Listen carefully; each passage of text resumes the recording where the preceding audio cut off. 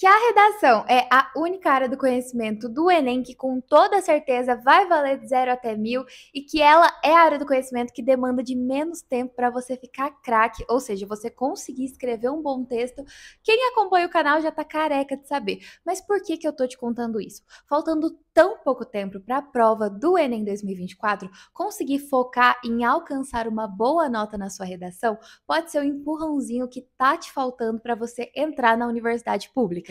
Oi, gente! Para quem não me conhece, eu sou a Duda, tenho 21 anos e sou estudante de jornalismo na UFO, que é a Universidade Federal de Uberlândia. Com o Enem 2020, por meio do CISL 2021, eu consegui ser aprovada em primeiro lugar na Universidade Federal, tendo vindo a vida inteira da escola pública, estudando sozinha da minha casa. Então, nos últimos 3 anos, eu venho aqui e ajudo outros estudantes a também realizarem o sonho da aprovação. Aqui no canal, vocês vão encontrar tudo o que vocês precisam para conseguir estudar e aumentar cada vez mais a nota no Enem 2024. Então, como que você vai estudar? O que você tem que estudar? Conteúdo sobre redação, sobre estratégia de prova. Depois também, quando sair a nota do Enem, como que você faz para entrar na universidade com a sua nota. Inclusive, a gente vai ter maratona Enem 2024 aqui no canal. É vídeo todos os dias para ajudar vocês o máximo que eu puder a terem um bom desempenho na prova do Enem 2024. Então, caso você ainda não seja inscrito, já se inscreve e ativa o sininho para não perder nenhum desses conteúdos. E já me segue também lá nas minhas outras redes sociais, porque a gente tem conteúdo exclusivo de Enem para ajudar vocês por lá também. E eu também mostro os bastidores da vida universitária, que é ótimo para vocês que são futuros universitários. Nesse vídeo eu vou passar para vocês alguns macetes para aumentar a nota na redação do Enem nessa reta final, e alguns deles, incluindo repertórios coringa, que se encaixam em praticamente todos os temas e etc., podem salvar a sua pele na hora de escrever a redação, principalmente se você não conhecer muito bem sobre o tema. Então vamos lá, primeira coisa que tem que estar muito clara na cabecinha de vocês agora.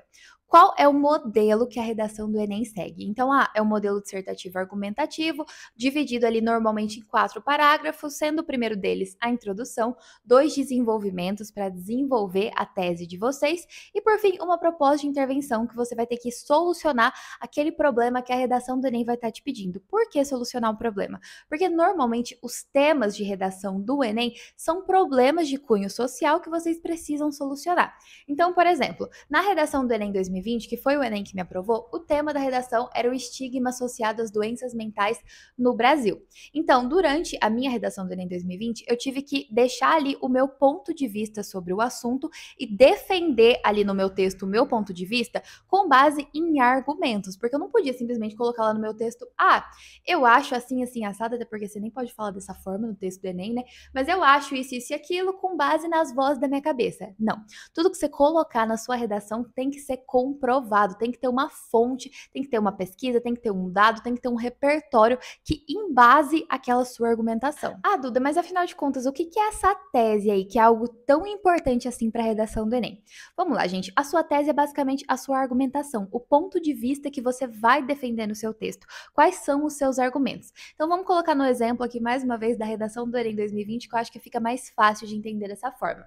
Na redação do Enem 2020, que o tema foi o estigma associado às doenças mentais no Brasil, quais que foram as minhas 2 teses, os 2 argumentos que eu desenvolvi no meu texto?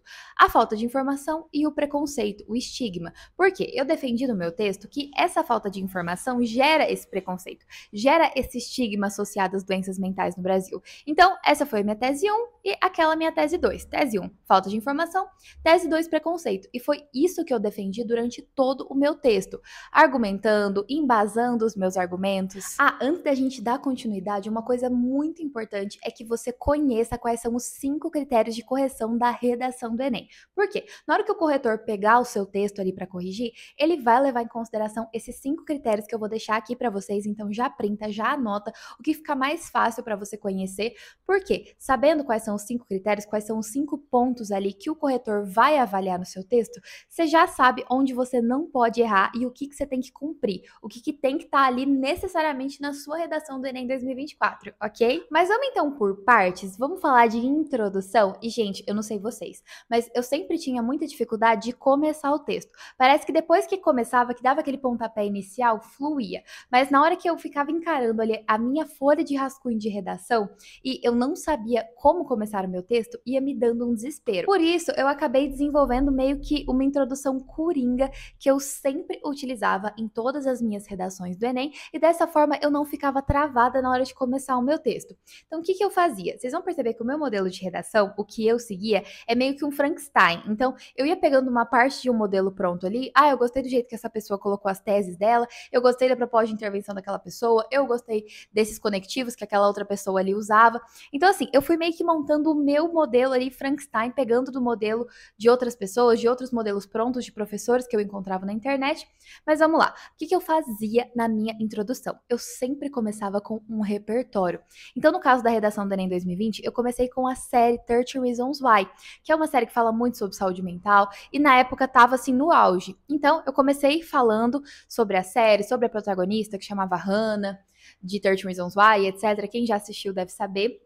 E aí eu explicava o que era aquela série, colocava aquele repertório e já puxava um gancho. O meu gancho é: fora da ficção, tal ato não destoa da realidade brasileira de ou do estigma associado às doenças mentais. E depois disso, eu já colocava as minhas duas teses. Então vamos lá, vamos visualizar aqui o que eu fazia. Eu sempre começava a minha redação com um repertório, e algo muito importante da gente ter claro agora é que repertório não é só frase de filósofo, não é só acontecimento histórico.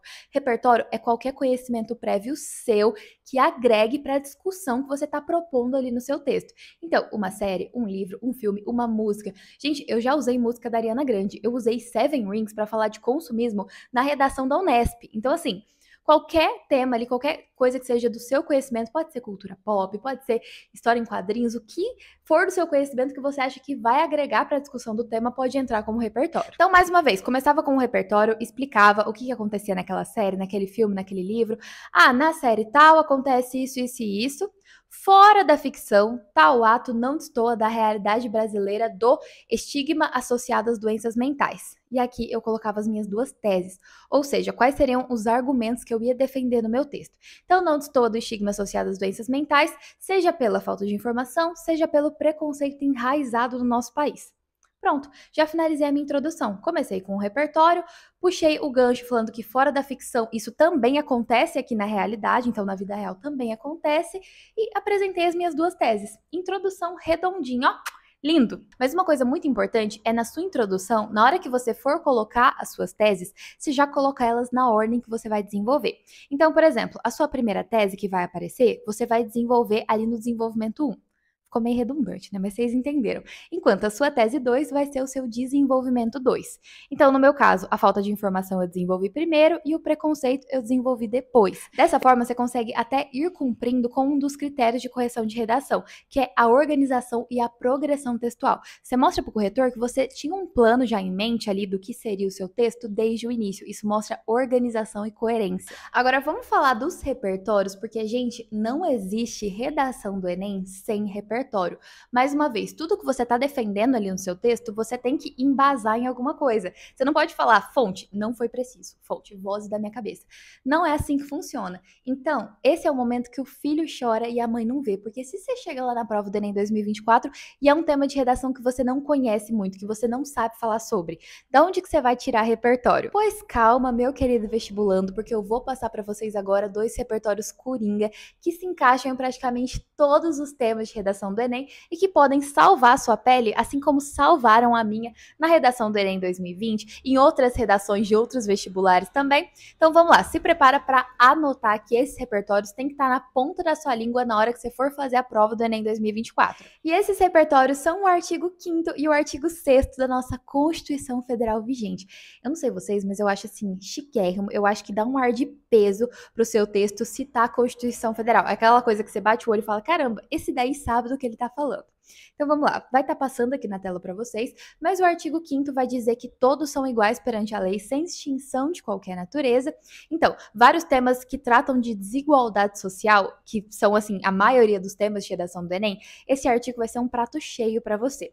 E o artigo 6º vai citar uma série de direitos que são garantidos a nós constitucionalmente. Ou seja, se for um tema de proteção à infância e à maternidade, tá aqui. De saúde, de educação, de lazer, tá no artigo 6º.